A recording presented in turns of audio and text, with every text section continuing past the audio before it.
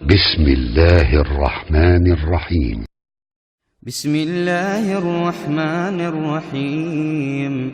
ألف لام ميم را. تلك آيات الكتاب والذي أنزل إليك من ربك الحق ولكن أكثر الناس لا يؤمنون.